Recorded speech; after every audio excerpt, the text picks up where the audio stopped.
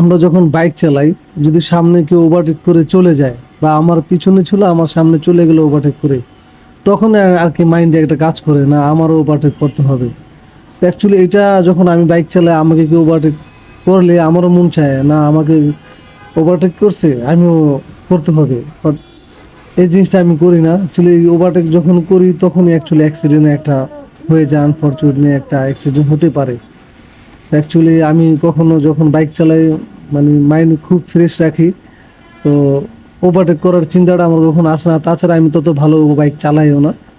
তো আপু আপনি কি দেখতেছেন আমি জানি না, দেখে কোনো লাভ নেই, আমি আপনাকে ওভারটেক করবো না, আপনি যান। আমি স্লোভাবে গাড়ি চালাই।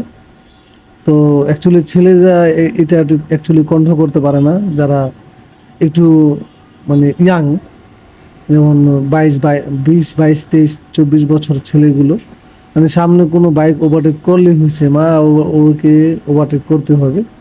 তো ওভারটেক করতে গেলে অ্যাকচুয়ালি অ্যাক্সিডেন্ট হয়ে থাকে সচরাচর। তো আমরা এই জিনিসটা না করলেও বেটার, এই আর কি।